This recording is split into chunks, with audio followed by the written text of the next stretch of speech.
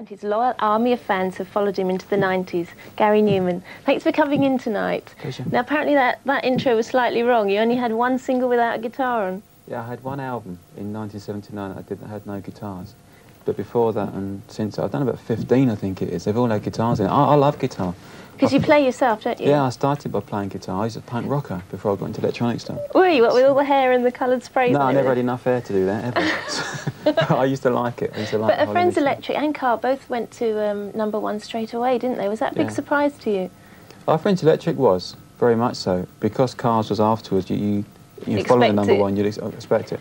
But our Friends Electric, it was about 5 minutes, 15 seconds long. You couldn't dance to it. You couldn't really sing along to it. It didn't really seem to have that much going for it at all. I thought What's your bother writing it for then? Well, I thought it would be... Well, you don't always write songs just to get into the chart. You often just write songs because you like writing. So you didn't worry about it being commercial? No, but I never have done, really. No. Because I would find it impossible... When I listen to the chart, now or any other time, I find it amazing that most of the things are in it, because that's my taste. And other people would say the same things about my songs. They can't imagine what they would be in it. And so you just have to write what you want to write, what you enjoy writing. Because you write and produce, and you've got your own studio now at home. I mean, you really are totally involved in the record right from start to finish, aren't you? Pretty much, and I do the covers as well. You do the covers, yeah. And your new album now that's coming out, you've got a tribute to James Hunt inside, picture and everything. On the single, Why did you decide to do that? We put a tribute to James Hunt on the 7-inch of the single, on a 7-inch picture bag. And I'm just a motor racing fanatic, and James Hunt was like my first big hero in motor racing, and then Nigel Mansell, now Damon Hill. I think Damon Hill was brilliant. But I just thought it was really sad the way when James Hunt died, and I didn't think there was enough fuss made about it. No, there wasn't actually. It was just sort of front page for one day. Yeah, I don't think we celebrate our own people enough when they're alive, let alone when they're dead. And it's a great British tradition, I think, to play down our people's achievements, or to make fun of them even. I know, because he was a megastar, and you were a megastar in the 80s with your music. You had quite a lot of criticism in the press. Did that sort of upset you? Is that why you pulled out of the pop world for a while? A little bit, yeah. It's very hard to explain. That the best way, unfortunate way to explain it, is becoming famous for me was like losing your virginity. It was nothing like what you thought it would be, and you had to learn what to enjoy about it and what to avoid with it. And it's exactly how it felt. I had an awful lot of learning to do. What did you enjoy about being famous? Well, the money was good. Yeah, I enjoyed the money. The fan side of things was really good. But if you meet 100 people in the street, only a couple of them will be fans, even if you're doing really, really well. And everybody else wants to let you know what they think.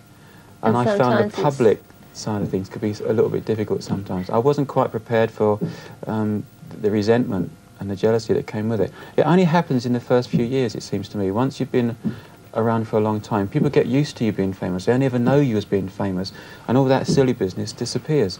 But in those first few years, in the first few months particularly, it can be a little bit because you're very close with your mum and dad. Yeah. They seem to go everywhere with you. Were they very... Not everywhere. Well, okay. Most places. I mean, were they very involved in your career at the beginning?